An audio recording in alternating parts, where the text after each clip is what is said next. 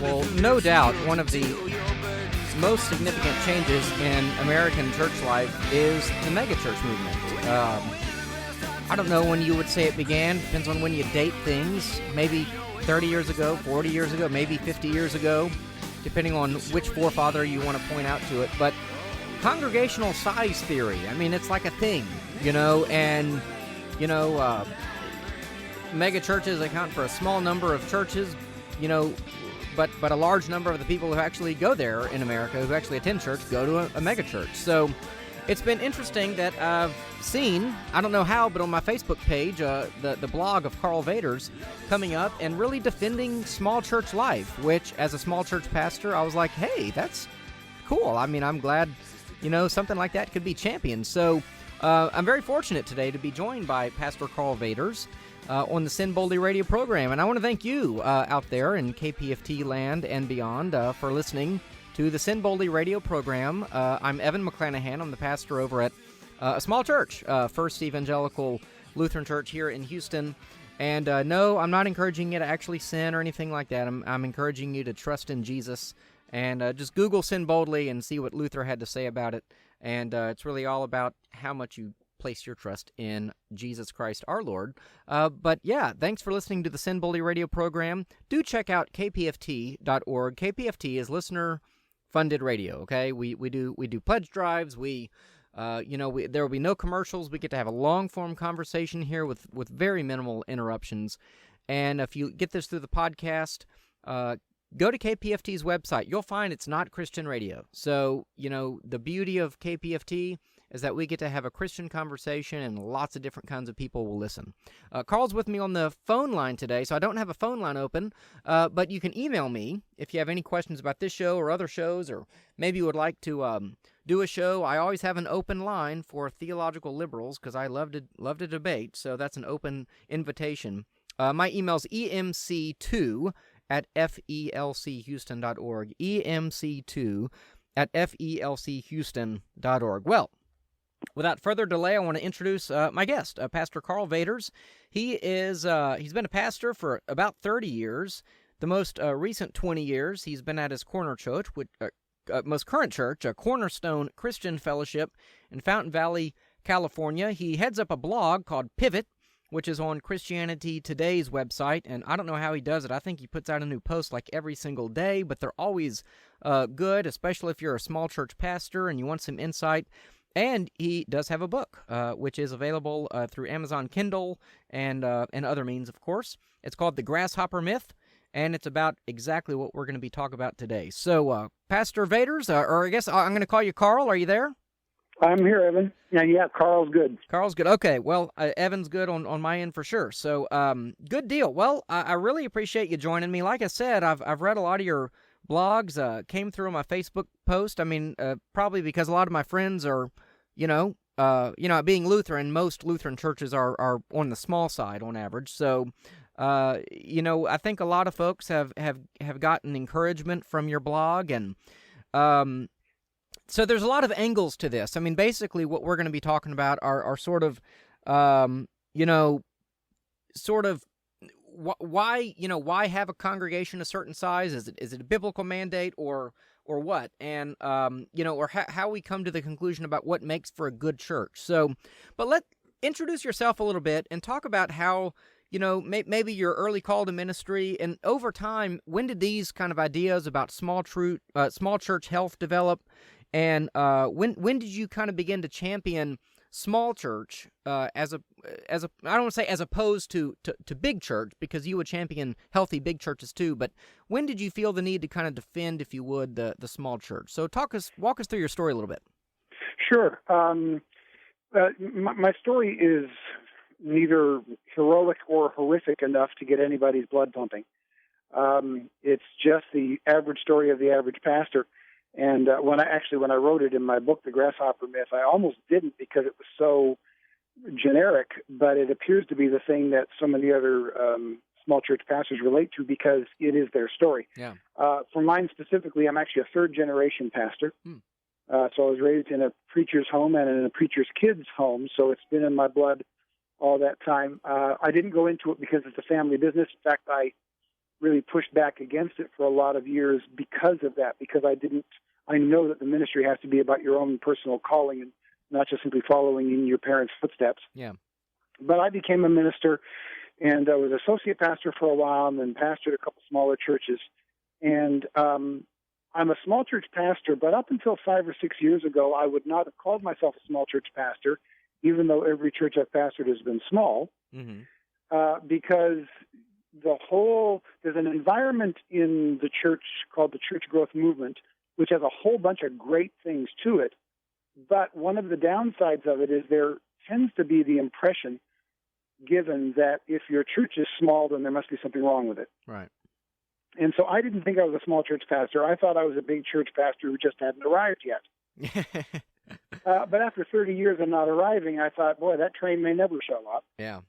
And so about 5, 6 years ago, I started writing down some of my frustrations, some of my new discoveries about what it meant to be a small church pastor. And as I started writing it down and then talking to others about it, I had a couple people, specifically my wife and my youth pastor, who came to me independently of each other and said, you keep talking about this stuff. You need to write it down in a book.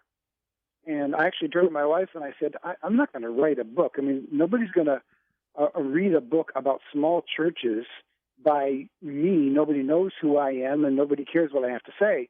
And she said, well, who's going to write about small churches other than a small church pastor? And how many famous ones do you know? Yeah. So I went, oh, okay. As usual, she's right. Yeah.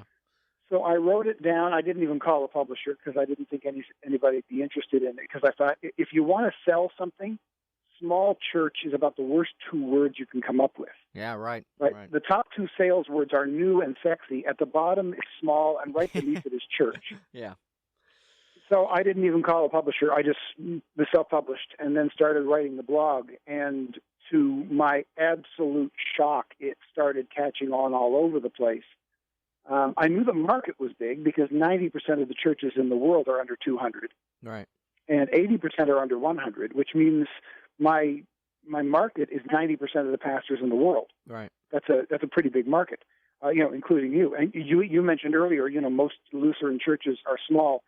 I've talked to people in virtually every denomination you can imagine, and every one of them says the same thing. No. Most of our churches are small because it's universal across denominations, no matter where you are geographically, ethnically, socioeconomically. It doesn't matter. 90% of churches are small. So I started looking for help for how to do a small church well, and all I could find was how to stop being small, how to break through growth barriers. Right. And I've been trying to do that for a couple of decades without success. So I thought, well, if I can't find the information, I'm going to start writing as best I can, and I'm going to start putting the pieces together as much as I can. And so I've been doing that for the last 4 or 5 years now, started with the book and now with the blog. And then about a year ago, I started doing it for Christianity Today. Yeah. So it's been great to be a part of a conversation that is really a necessary one, but has not been taking place for the most part within the church leadership world. Yeah, there's so much to talk about. I mean, on the one hand, and we'll talk about this a little bit later, but those of us who are small church pastors, we know that we're supposed to be content with who the Lord has given us, but basically we feel like we're told by every Christian publisher that we're a failure. I mean, that's how it feels. And it's like the Bible doesn't say that at all. In fact, the Bible says, I would argue, the exact opposite, which isn't to say that big churches are bad. It's just to say that a small church isn't necessarily a sign of failure, much less personal or pastoral failure, but that's kind of how we feel. And so I think, I think you're exactly right. But let's take a step back. I mean, let's clarify kind of some of your premises, because, even within the small church world, there are disagreements about, whether the small church is kind of the one model sanctioned, by the Bible, and some people have argued that. I would argue a kind of mild version of that, which is, generally speaking, that certain roles need to be lived out within a small community. But let me ask, do you start with the premise that some church sizes are better than others, or would you say that a variety can be used for purposes of the kingdom of God? Yeah, I think every church size has its place, from house church all the way to megachurch. I do, however, agree with the premise you kind of tipped your hat to there for a moment, which is that a small environment is necessary for everybody to live out their Christian walk well, because you have to have conversations. You have to be able. Discipleship can't be done in a big crowd. Even when Jesus preached to 5,000 people, he would preach in parables, and then he'd get with the 12 and he'd go, "Now here's what I meant by those parables." Right. He'd give the secret to the smaller group, because in the big group, you just can't do that. You can't have that kind of conversation. So the big churches, and every big church pastor I know, every healthy big church that I know, says we need to grow bigger and smaller at the same time. Yeah. And I completely agree with that. If you're going to grow bigger, that's why almost every big church I know emphasizes small groups, because they recognize that while there's wonderful celebration that can happen in a big group, there's a big part of our faith that can only happen within the intimacy of a small group. Right. So that doesn't mean small churches are better, but it doesn't mean that you can't get everything you need from your Christian walk in a large environment, because in a big environment, let's face it, once you hit even about 100, certainly 150, there's not participation anymore. You're an audience. Yeah. No, there's nothing wrong with being an audience. Again, Jesus preached to 5,000 people. They were an audience. That's right. Not bad or wrong. But you cannot get a full helping of Christian diet by only being an audience. You have to participate, and that requires a smaller group. Yep. So anybody who's listening who's maybe going to a big church, great. Keep going, keep learning, but make sure you're in a small group within that church as well, because you need both. So the small church has that smallness, has that intimacy, and a big church needs to develop that. But I don't have any preference for any size. I think everybody needs to go to a size of church that works for them. Yeah. Yeah, I was having a conversation with a couple yesterday who sort of been away from church for a while and are coming back in. They said, well, there's this, basically a mega church, near where we live, but, it's so big, I don't know anybody there, but I really love the preaching. And I said, well, he probably puts his sermons out as a podcast. Listen to his sermons if he's a great preacher, but find a small church. This was my advice to them, because they needed that, some kind of nurturing to get back into a community. He said, and of course, they're coming to our church, they're visiting our church, but they live far away. So I was like, just find a church, a church where you can have that accountability, that community. But if you like other teachers, I listen to, say, Phil Johnson's sermons, great preacher at, John MacArthur's church, which I'm guessing is a megachurch. And that's another point that I think, again, about distinctions, because sometimes when I talk to small church pastors, or like you said, megachurch pastors in waiting still, but, they think all megachurches are the same, and we don't make careful distinctions there. So, as an example, I say megachurch, they think T.D. Jakes, and then if they know, they might think, well, geez, he's not even Trinitarian, or they think Joel Osteen, well, he's prosperity gospel, or they might associate a megachurch with maybe questionable theology, because we have one thing I've said is megachurches have outsized influence in, like you said, the publishing industry, for example, and, right. Television and stuff like that. So people start to think that, Christianity simply is what the megachurches and so forth have on TV, and some of that theology is, pretty rotten. But there's a lot of megachurches that are definitionally megachurch that have fabulous theology, and, there's no issue there. Then we're just debating what size works the best. So is that right. something that it seems like you're kind of careful to make distinctions there as well, that, not all megachurches are the same either. Oh, absolutely not. And you can find unhealthy small churches and unhealthy big churches too. Yeah. So the percentage of healthy to unhealthy is probably pretty much the same no matter what size the church is. And yeah, we do need to make that distinction very carefully. It's really easy to look at a couple of megachurch pastors that you maybe don't agree with some of their theology, and then really draw a caricature of what you think every megachurch is. And it's just not fair to paint megachurches as, for instance, shallow or whatever. Right. Now, there is the temptation. I mentioned it earlier. When you go to a crowd of a certain size, you know you're going to be an audience that day. Yeah. So megachurches are constantly having to fight the tendency towards people coming and wanting to be a passive audience. That's one struggle they have to fight, and that's why they're constantly pushing for discipleship groups and small groups and for missions trips and for signing up to do a ministry. Any healthy megachurch is really pushing for their congregation to get involved on smaller levels because they recognize that the bigger you are, the more likely you are to attract passive audience members. Right. The challenge for the small church is exactly the opposite. In the small church, you walk into a room of 50 people, you know there's going to be some interaction, or you know there ought to be some interaction. Mm-hmm. Right. And being ignored, boy, that's the worst thing ever, and that happens a lot too. So. Oh, absolutely. I mean, it's bad enough to go to a mega church, go in and go out of the service and not have anybody say hi. But to go into a church of 50 or 30 people and walk in, have the entire service, walk out and not have anybody say hi, that's just brutal. Yeah. Yeah. Right? And the reason they're coming, if somebody walks into a small church, they know it's small and they went anyway. Right. And the reason they're going to the small church is because they want what is valuable in the small experience, which is intimacy, which is relationship, which is connecting with other people. But that doesn't happen automatically in a small church. It doesn't happen automatically in any church. Right. It happens when we do it intentionally. Yeah. So most people I know who go to a small church and who love their small church will often say, oh, we have such a friendly church. But the visitor may not say so. Yeah, right. They think it's friendly because that's where their friends are. Right. So that's one of the things we're always working on in our church. Just last night, we had another one of our discipleship classes, and we spent a good 20 minutes in our discipleship class talking about who did you meet brand new, because I gave them an assignment last Sunday, and it was Father's Day, so we're going to have to try it again this Sunday because you had a lot of people gone last Sunday. Yeah. But I said, last Sunday, you've got to meet somebody you don't know, brand new, that you don't know. And they came back and gave a report on who they'd met. And it was amazing how many of them met somebody who'd been in the church for years, but they'd never gone outside of their little group of friends to meet somebody. Neither one of them had, and they were each in their own little circle of friends, each thinking, well, this is such a friendly church, but they hadn't even stepped outside of their own circle to get to know somebody. Right. So in a big church, you've got to fight against passivity. In a small church, you've got to fight against control freaks, quite frankly. Right. Because the smaller the church, the more influence every individual has. So if somebody has a control freak personality, they're not going to go to a megachurch because they know they won't have much influence. Right.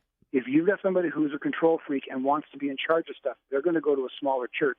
So the small church pastor has to balance out the control freaks and make sure that there's a proper balance of authority. I'm not the kind of person who thinks the pastor should run everything.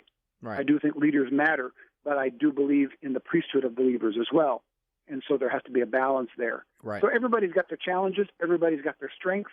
You need to know what those challenges and strengths are. You need to capitalize on the strengths, and you need to do whatever you can to counteract the challenges. Yeah. Do you know any kind of recent statistics? I know the Pew folks and some others, I think, put out stats. I'm thinking Barna maybe puts out stuff every now and then. But I have heard, and you can tell me if I'm wrong, but, kind of back to the megachurch, but yes, it's often a kind of a passive audience, and that's reflected in the fact that the front door is open, right? And you get 10,000, 20,000, 25,000 people in, but the back door is open too.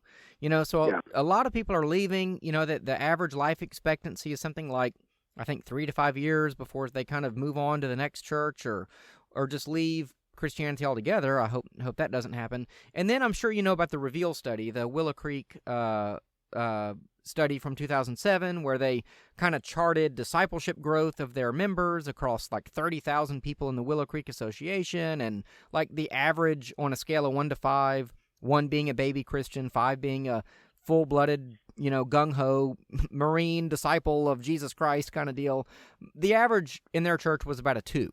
And they couldn't figure out how to get like people above 2, and frankly, Bill Hybels or Willow Creek's solution was for people to become self-feeders within small groups, which I well, I'm not going to be as nice as you probably, but I did not think that was a good. I did not think that was a biblical response. I mean, we do have to take some responsibility for our own spiritual growth. I get that, but it was like maybe we should really rethink our model here. But anyway, so what are you hearing about sort of megachurch? What's the kind of revolving door of attendance and membership and stuff like that? Yeah, it's definitely higher, and I can't cite where the statistics are. I know what the trends are, but I can never remember the address of where I found it half the time. Yeah. I'm the same way with Bible verses. I can quote the Bible like crazy. I can never remember the address. Yeah. But yeah, there is definitely a tendency in the larger church towards that. I read somewhere a while ago, and again, I wish I could remember who it was to give them proper credit, where they did cite what you said, that 3 to 5 window. So they said, let's call it 4 years is the average amount of time somebody stays at a megachurch. And they said, well, that's 4 years is a college degree. It's a 4-year college. So, and he wasn't proposing it as a definite answer. He was just thinking out loud and saying, I wonder if we ought to change it to a model where every 4 years we cycle through all of the main doctrines of the church, so that if you're going to be here on an average 4 years, in that 4 years, you're going to get what you need. The next 4 years, you'll get it again, maybe through a different angle and in a different perspective. But in that 4 years you're here, which is average, you're going to be ready to graduate and move on, so you're not going to have anything left out. Yeah. That was one pastor's kind of semi-solution. But I think the primary reason that there's such a high degree of turnover in the megachurch rather than the small is that megachurches tend to be, obviously, in larger population centers. Yeah. It's just the nature of the numbers. You can't have a megachurch in a small town. There aren't enough there for that. And in the bigger cities, people are just coming and going much more quickly. They have fewer routes that they've put down. I mean, I live in Orange County, California, so I'm within driving distance of maybe half of the most famous megachurches in the world, from the original Vineyard to the original Calvary Chapel to probably the original megachurch, Crystal Cathedral. Oh, yeah. Rick Warren's Saddleback Church. I mean, you name it. I can get there, any of those, in half an hour. Yeah. And in our area, there's just a really fast turnover of people, which is also the same in my church, because we live in a high turnover, large population, fast-moving urban and suburban area. So I think that's probably the reason for the higher turnover in the megachurch, is because of the population centers that they're typically in. Whereas in a small church, you've got people who have roots down, who are fifth or sixth generation in that church. Right. You're not finding anybody in a megachurch who's fifth or sixth generation, because you don't have any fifth or sixth generation megachurches. They're all too new for that. Right. Well, I'm a mile south of downtown Houston, and I mean, boy, I complain because I'm in Joel Osteen's shadow, but man, you're in the shadow of like the giants there. Yeah. I didn't think about that. Yeah, they're everywhere. But now Hillsong is just coming in, and yes. Well, there you go. Yeah. I mean, what two quick thoughts? I mean, I think you're totally right. I mean, I think transience is a problem. I think it's becoming more of an issue, not a problem, but an issue in rural congregations too. Though, I mean, my internship was in a town of 300 people, and it was always taken for granted the kind of longevity of the people there. But the young people, the kids, like in my confirmation back when this was 10 years ago now, but they kind of. They were starting to move out to the city, and you have fewer people needed to farm the same amount of acreage. So, there's not enough farming jobs. So I think the rural churches are going to have that struggle too. But I'll say this, I mean, I don't want it to be like small churches glorified, and we'll get to more of this later, and like the mega church is vilified. But I mean, I'm listening to the guy talk about like a 4-year, kind of plan, to make sure if people are going to stay for 4 years, let's kind of think about it like college, so that like if they're going to leave. I mean, I love that idea. My critique of the megachurch, though, is that they become it's an expensive way to do church. Basically, I mean, you've got you always have to have a kind of bait, to kind of lure people in, because there seems to be a lack of contentment, I guess, with the gospel. I think small churches are not content with the people that the Lord has provided. I think sometimes mega churches, they always have to have a new way of teaching something, and that's what I struggle with the megachurch. It's, do we all have to be as creative as Andy Stanley? I mean, do we all have to be as, whimsical as Rick Warren? I mean, sometimes I feel like even I know Rick Warren, talks about like bait fishing, like fishers of men, and I always want to say, well, no, they were net fishers. Discipleship is proclamation is about proclaiming the word, and some are caught up in it rather than what do I need to give Saddleback Sam so that they'll come in. So you don't have to comment on that because, I'm not as diplomatic as you probably, but I mean, that's one of my concerns about the megachurch is like it kind of becomes like it's like a feeding frenzy. It's like, yeah. Because we're losing people on the back end, we always have to have people coming in, and because we're going for non-church people, we have to make it attractive, and we're never going to get to that 4-year doctrinal type preaching. You just don't hear a lot of, but again, there are some mega churches that are heavily doctrinal. So, there I go, lumping them all together. No, I really do. I do have a great sympathy for what you're talking about, because there is I have a great frustration with the whole push to constantly be, for lack of a better word, entertaining. Yeah. I like the idea of finding new ideas and expressing things in new ways and making sure that I'm speaking the language of the people within my community. And I happen to be in a very fast-paced, fast-changing community, so that means really having to work to keep up with it. But I don't mind doing that. In fact, I enjoy doing that on kind of a missionary basis, where you're constantly taking the temperature of the culture, not to adapt your message to the culture, but to adapt the language so that the culture understands the message. Yeah. But that to me is very different, because that's a missionary thing. If you're going to go off to a mission field, the first thing you need to know is the language and the culture of the people where you're going. Yeah. Well, the language of the people where I am now will be different in 5 years than it is today. Yeah. So I'm constantly having to learn that. So that's one thing. The other thing, however, is the whole, for lack of a better term, entertainment culture, bells and whistles, the bigger show. And you're right, it is a very expensive thing to keep going. And quite frankly, I think it puts out a bad message, because there's an old saying, what you attract them with is what you attract them to. Mm. And if people are being attracted with a bigger show and a better musical presentation and all of that, then you've got to keep that up. As an example, it's been a good 10 years ago or so, for Christmas and Easter, we used to do what most churches still do, which is like the big special Easter presentation, the special Christmas presentation. You do a little play, you do a few songs, you do a special thing on Christmas and Easter. And it's got to be more than 10 years ago, 15, 20 years ago. I looked around and thought, there's no way I'm competing with the Crystal Cathedral here. This is crazy. Yeah. They've got a literal Hollywood production going on. Kids in bathrobes memorizing Silent Night isn't going to compete with that. Yeah, yeah. So I said, I'm not going to compete with that. I shouldn't be in competition with other churches anyway. So what we decided to do on Christmas and Easter and any of those other special things, we just tell people, we're going to do us, but in the best way we possibly can. Yeah. So that if people come to Christmas Eve for the first time, and often they do to church, or on Easter Sunday morning for the first time in years they come to church, they're not going to get a special presentation where they're going to look at it and go, that was nice, but it won't be the same if I go back next Sunday. Right.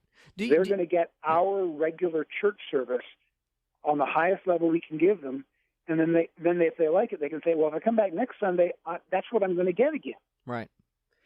And we found that it actually has better follow-through and far less stress on us.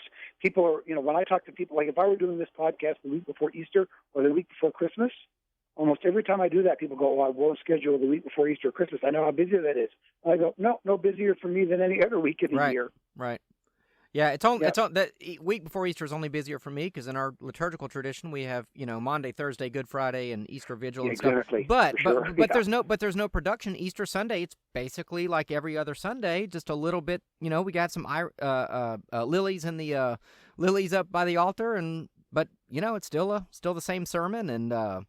So yeah, I'm here we have a Second Baptist here, and they put out big billboards, about their Christmas pageant. I mean, and this thing is a production. I mean, it's like what you say, Crystal Cathedral. I mean, they've got angels flying in off, like pulleys and flywheels and stuff, and it's I don't know. I mean, there's a part of me that honestly is like repulsed by the whole thing because it's just to me it's the same.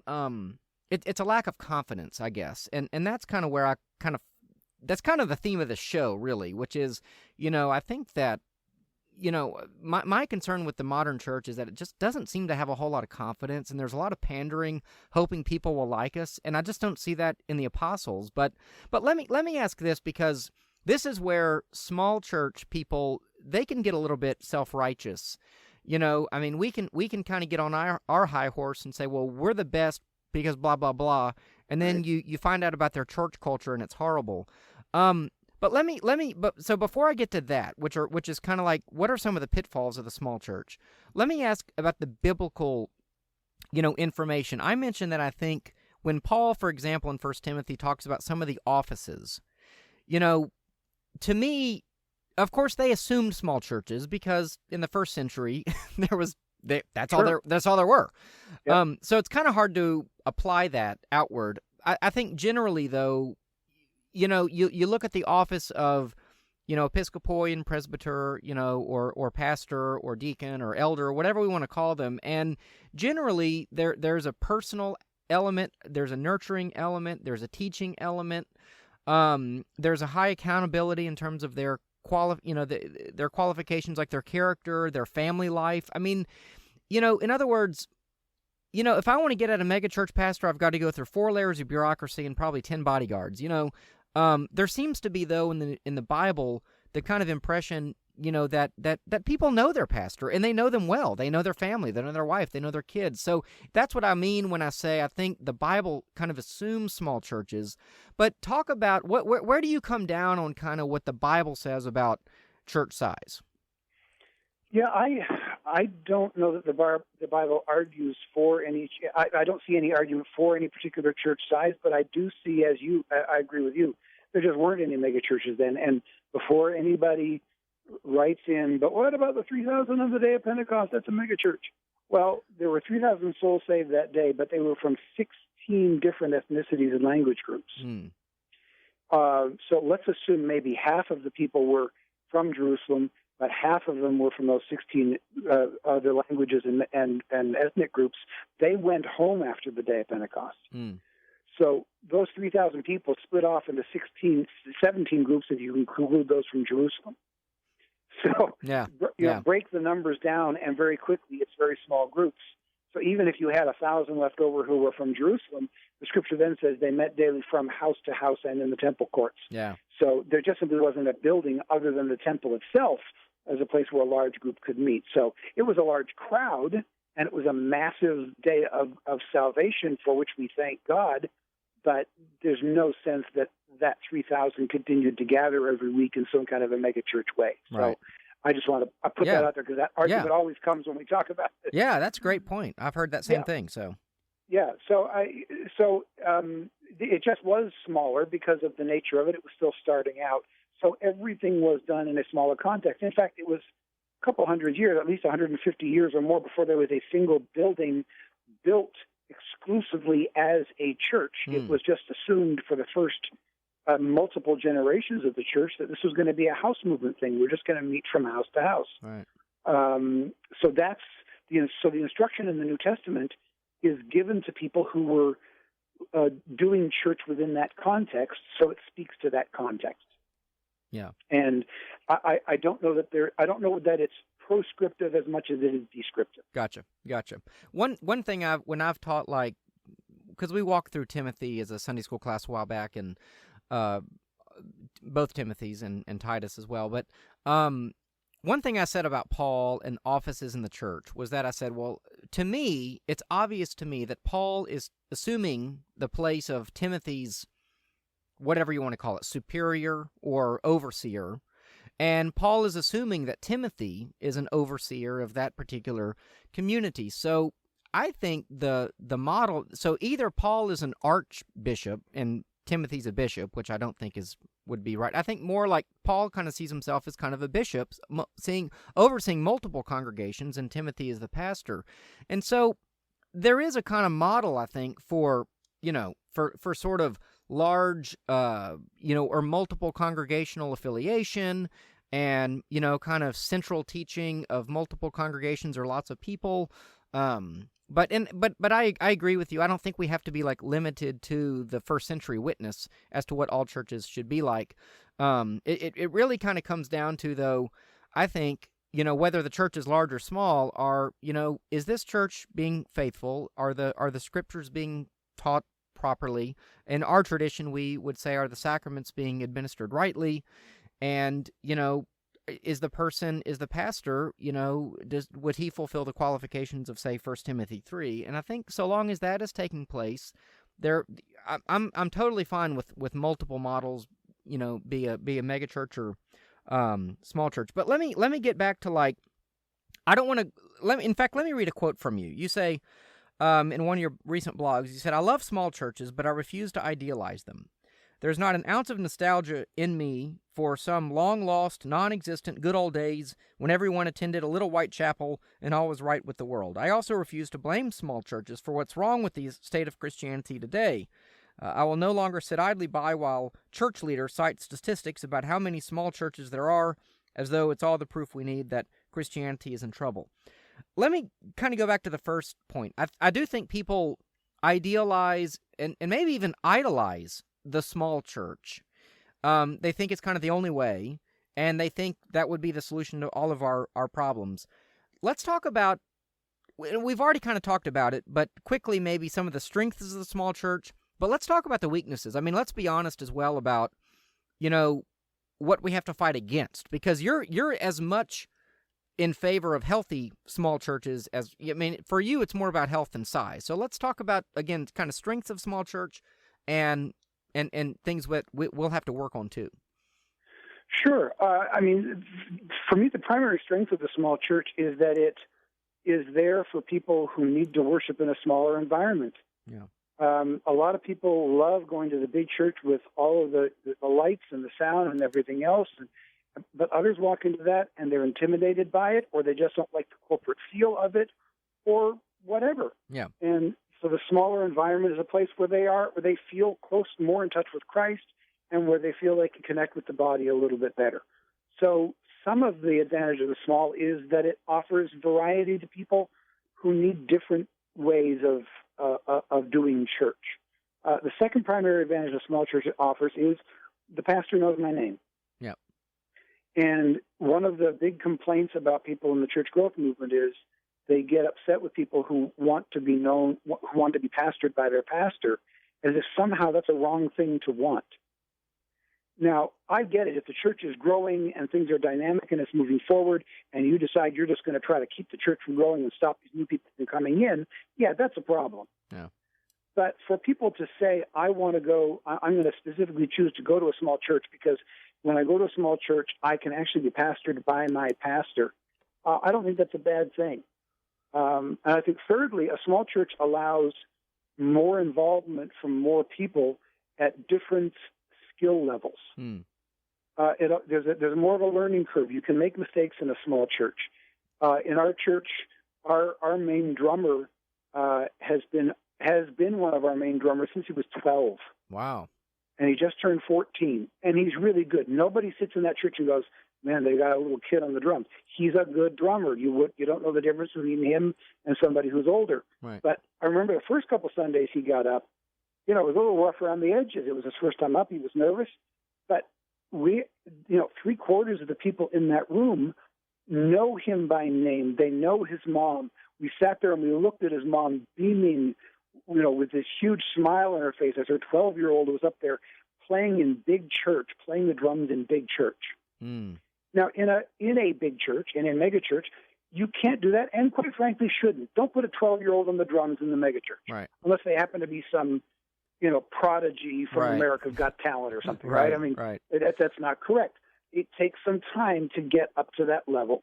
But what happens is you end up losing an opportunity, because when you are going, when you know I'm going to be on Sunday on that stage leading in worship, or I'm going to be teaching that Sunday school class on Sunday to help out or whatever, you learn much more quickly when you're put in a position of leadership than when you have to wait and go through a whole bunch of hoops to get there. And a small church allows for people to do that, to do it as they're learning it, rather than hiring a professional from the outside to do it perfectly and professionally. Yeah, yeah. And there's a reason why big churches do it with excellence, and that's great. But I love the idea of being a small church pastor and discipling people and bringing them along and seeing that learning curve take place in front of us. Yeah, I love that. I love that example. Because I'm sorry, but I'm sure that the drummer of a pretty big megachurch is probably makes about $1,000 every Sunday. I mean, a lot of them will, yeah, and but it's funny. Like we're a small church. We're near downtown Houston. People come from all over Houston for a variety of reasons to our congregation. We're actually still have traditional worship. I mean, we had a fire 5 years ago now, and with insurance, we were able to put in a new pipe organ, and that's what we decided to do. We don't have anything, it's nothing contemporary. In fact, most of the music our choir sings is like Renaissance music or Baroque music. And, so I don't even have a youth group, really. I mean, I have 3 or 4 youths, or as Joe Pesci might say, youths. But, they sing in the choir with the adults, and sometimes people will be like, well, do you have a youth group? And I say, no, but I've got one is in college, one is about to graduate high school. But a couple years ago, I said, no, but I have a sophomore and a junior in high school who are singing, in a cassock and surplice, music from the Baroque era in choir. And I feel like, gosh, what more could I want? So no, they don't. I don't have a youth group. I'm not opposed to youth groups at all. But that's how they participate, through the music program. And I think that's great. I mean, I don't feel like I have to have a youth program if the youth that I have are, participating in the music program, so. Yeah, well, absolutely. And another one of the advantages of the small church is that we can do things in a niche way like that. You can reach a niche market. Yeah. Yeah. The bigger you are, the more generically, it's kind of like the network TV series as opposed to the YouTube clip. Right. If you're going to be on network TV, you've got to hit a broad audience, so you have to go to a lowest common denominator. And I use that phrase. I don't mean it negatively. It's just a common phrase that's used for that. Yeah. But if you're in a smaller church, you can have your church that's with no youth group and the kids are learning Baroque music, and that won't be for everybody. But for those that are in it, it can be a life transformative thing and a wonderful cultural learning experience as well. But the church down the street is going to be all Southern gospel, and another church in another place is going to be a totally different thing. Right. And every one of them is going to meet this very specific needs that no single church, no matter how big it is, can meet. Right. No, and that's one of the joys too. Is that one of the things I love about being a small church pastor is that I never know what the day will bring. And I mean today, like I'm wearing a T-shirt that is like, I don't want to say covered with mud, but there's a lot of mud on it because I had to be outside today watering new sod, and I planted a couple of plants, and it's just one of those days, and meanwhile, then I go write a sermon, and then I talk to someone about a plumbing problem, and then, and I like that. I mean, but so, and our community life is kind of like that too. It's kind of like, and that's one of the joys to me of small church ministries. Like, you kind of never know, like, what'll happen, and you really get to know people with all their eccentricities. And if you actually love people, then it's a great joy. I've often thought maybe one day if I'm ever successful at this ministry thing, I'll end up at a larger church. And then I think, I don't want to be at a larger church. Like, I don't want to be stuck in an office all day, like responding to emails and making kind of corporate type decisions. Like, I love the kind of the life of a small church. I mean, it's very charming in its own way. It's frustrating, but let me ask you this. I mean, because I think this is really important. You talked about kind of control freaks, and I'm not going to divulge anything, but let's just say that there have been people in my ministry. I've been where I am about 6 years that aren't there anymore because, well, they didn't like me very much, and what would you say to pastors at small churches, a lot of whom get into the ministry because they love people, but they're often kind of meek, maybe? I mean, they don't, they're conflict avoidant. I mean, do you have any kind of resources or thoughts about how to be a pastor of a small church? Because I think it takes really, really exceptional people skills and strength, because I think you're right. Small churches often attract strong personalities that, that can really do damage to ministries. Yeah. No, I this is a great question. I'm actually working on an illustration of this for my next book that I'm writing this summer, and the next one I'll actually have an actual publisher for it. Oh, cool. Excellent. Congratulations. Yeah, just signed with Moody Press, so that'll be my next book will be with Moody Press. Yeah. But what I teach in the conferences and what will be in my next book is small church pastors actually have to master 3 different sets of skills, and the bigger church pastor has to master 2. Now, the big church pastor has to be better at those 2 because of just the size of things. Yeah. But the mega church pastor has to master the universal church leadership skills that everybody needs to know, the stuff you get in seminary, and they have to know the things that are specifically applied to big churches. But if you go to a conference, you've probably been to them like I have, where you get an Andy Stanley or a Rick Warren up, and they're talking about how to pastor in a church of 20, 25,000, whatever. If I'm listening to a pastor of 20,000 about how they do church at 20,000, and I've got a church at 2,000, all I have to do is drop a 0, and I can do what they're doing. Yeah. Because it's really just a matter of scale. But once I drop from 2,000 to 200, it's not a matter of scale anymore, because it's a different animal. Yeah. It's not just a large elephant to a small elephant. It's a small elephant to a dog. Right. It's a different animal. And when I drop from 200 down to 50, it's a different, and one church of 50 to another church of 50, completely different animals.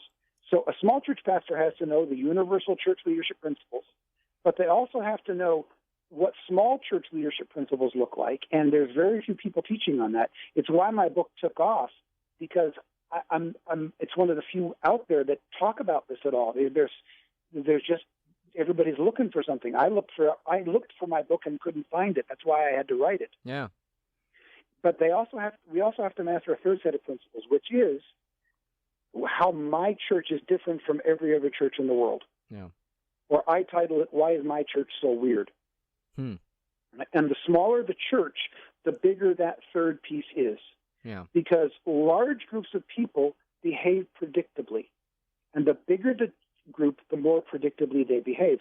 That's why Gallup can do a poll of 3,700 people 2 weeks before the presidential election and tell us within a margin of error of 2% who's going to win that election. Because once you hit that number, and it's about the megachurch number size, it's around 2,000, 2,500. If you do the surveys correctly, at that point, it's just a matter of adding numbers. Yeah. But if the sample size is smaller, then every individual has a bigger impact on the whole. So surveys don't register; they don't work. Yeah. So the smaller your church, the more important it is to have communication and understanding and relationships with the individuals in the church, because every individual has a greater impact on the whole. Yeah. Yeah. So the small church pastor has to know regular church leadership principles, small church leadership principles, and the things that make their specific church unique. And the only way to do it, you can't do it by surveys. If you're in a church of 50, toss the surveys. Yeah. Everybody who's in statistical analysis will tell you 50 is too small a sample size to do a survey with. It won't tell you anything. Because if you do the survey one Sunday and then you do it the same one the next Sunday, that one family that was here that Sunday and isn't on the next and is gone the next Sunday will completely skew the results. Right? Just doesn't count anymore. Right. So it's got to be more relational. So we've got to get to know the people. We've got to spend time with them. We've got to walk through things with them. And if we've got some difficulties like the one you described, sometimes we have to confront. I've had to sit down and had to confront people who weren't in any official leadership capacity of the church, but who were just controlling of things that they had no authority to control. Yeah. And other people who I thought had great leadership skills that I had to encourage and nurse along and disciple to bring them into places of greater leadership. Right. But you have to do it on a more personal level in a smaller church. Yeah, and there's no. It's kind of like when people say there's no handbook on how to raise a kid. Yeah. I mean, always it's like when young couples are like, "Oh, we're not ready to have kids," and I have two kids who are now 5 and 7. I'm like, "You're never ready to have kids." Nope. I mean, you don't. There's. In fact, we just babysat for some friends of ours who have a little tiny 8-month-old baby, or even maybe she's 6 months old, and I was like, I don't even remember doing this, 5 years ago, and I'm not qualified for this anymore. So, but it's the same thing of a pastor of a small church. I think I'm with you, like probably up to like 100, 125, and then you probably get into a different kind of category. But yeah, it is so heavy in terms of your people, your relatability, your knowledge of people, and we have a group of young people at our church, and part of what I'm trying to like teach them, I'm like, you minister to different people differently, and you need to learn to get to know people. You need to learn to ask questions about them. You need to listen to what they have to say carefully, because your ministry is going to be so kind of intensive, just in relating to all these different kind of people. You can't, these are not, there's no guidebook for this. Yeah, I agree with you that there are definitely leadership kind of principles and biblical principles you take into any situation. I mean, it's not like it's okay to be a drunkard in one church but not in another. Yeah. But still, you're going to have to spend time with those people and love them. I think that takes for granted. I'll throw out one book that someone recommended to me. Now, this is a little bit kind of like extreme, but I think that every kind of small church pastor should have. It's called Antagonists in the Church.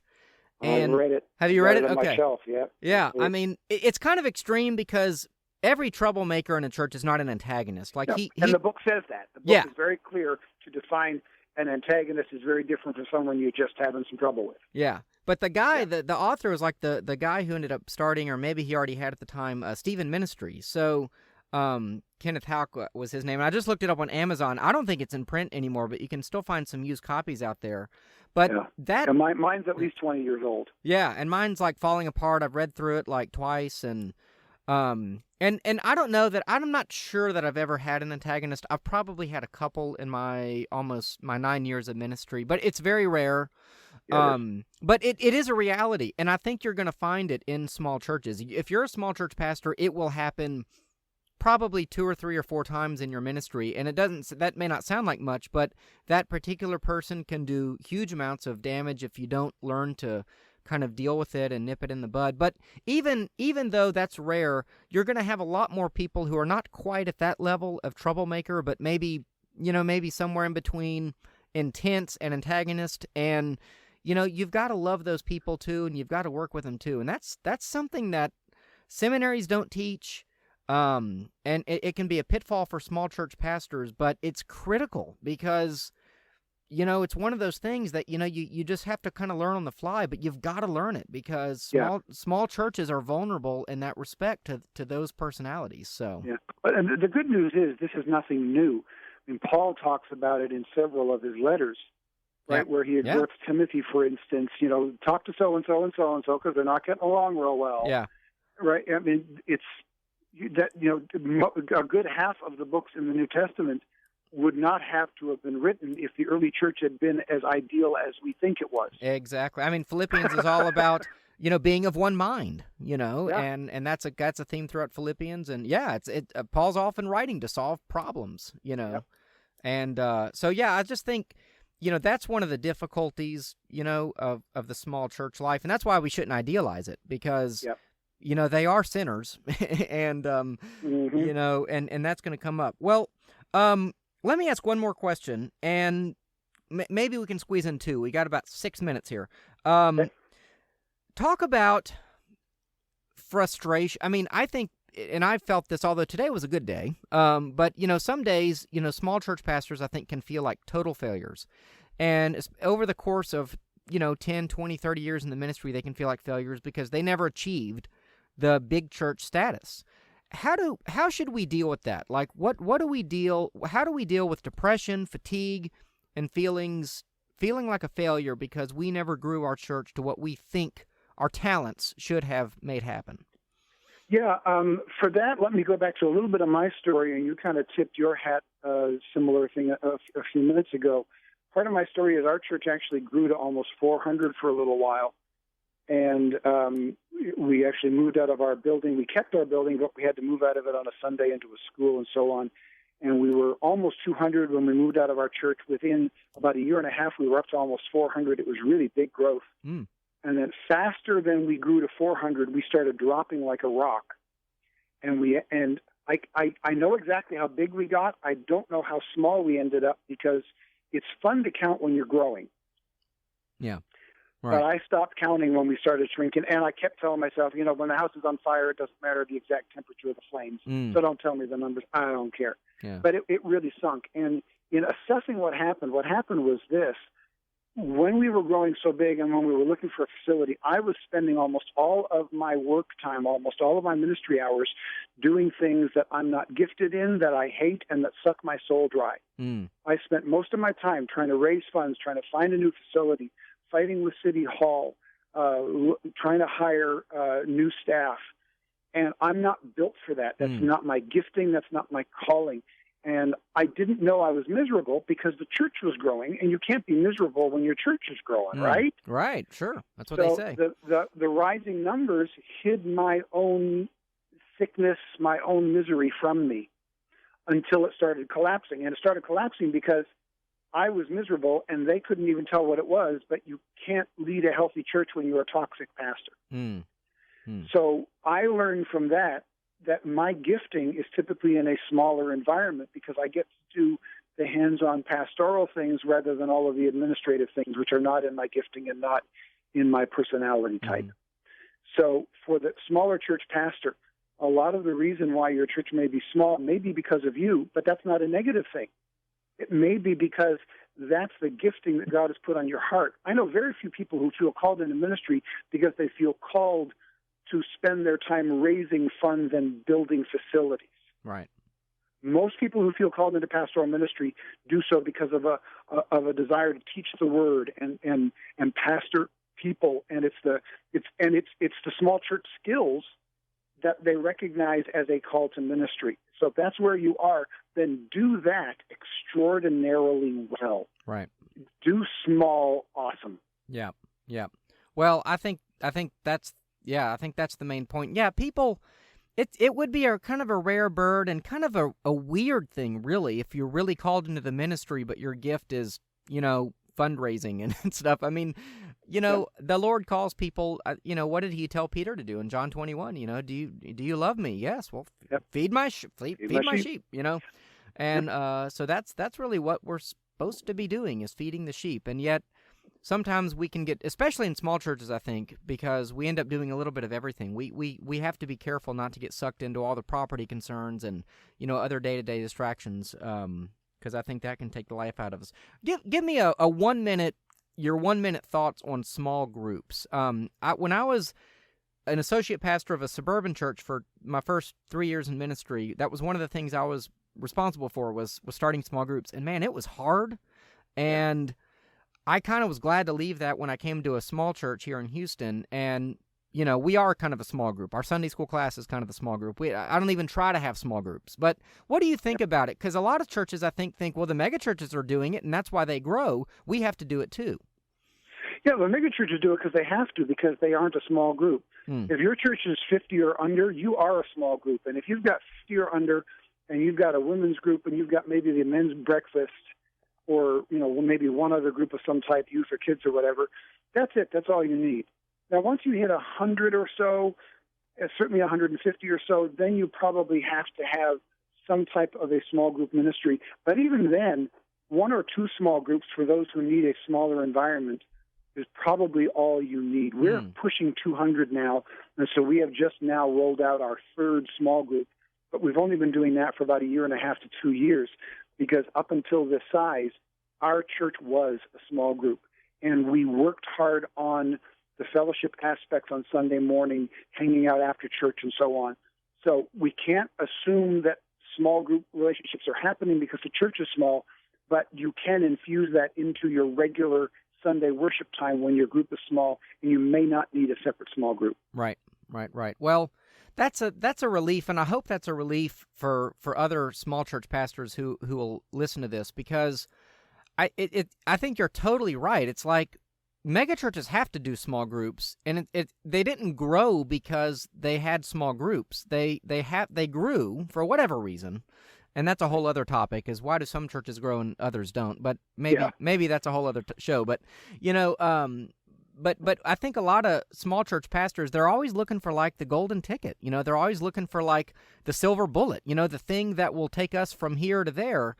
And I guess what I appreciate about your work and what I have to remind myself of is that, the Lord has given people over to our care. And who are we to say, you have not given us enough, Lord? And Exactly. I think we need to look at our full plate, and then we need to say, thank you, God, for the people you have given me. And, people in our church often wonder, well, why aren't we growing? Why aren't we growing? And I say, well, why would we think that we're prepared to handle new people? I mean, we're talking about the care of souls here. We're talking about feeding people's worship of the one true God. I mean, this is serious stuff, and so it's kind of one of those deals where it's like, are you sure you want to grow? Because, do we have the time and energy to invest in what those folks will need? So, yeah. Well, newsmallchurch.com, that is one way to find you. Pivot blog at Christianity Today. Right. That's the other one, right? Okay. Right. And the book is called The Grasshopper Myth. Did I get that right? Yep. Or the You got it right, The Grasshopper Myth. I for some reason, I closed all my Safari windows here, so but we're out of time. Stay on the line for just a minute, but folks, it's been my pleasure to have Pastor Karl Vaters. That's where to find him. newsmallchurch.com, probably the best place to go. Very encouraging words for small church pastors. But I am out of time here on the Sin Boldly radio program here at KPFT. I want to thank you very much for listening. Again, I'm Evan McClanahan. I'm the pastor over at First Evangelical Lutheran Church here in Houston. But been my pleasure to have you. Thanks again to Pastor Karl Vaters for joining me today. And until next time on the Sin Boldly Radio Show, we will see you then, and may you have the peace that passes all understanding. See ya.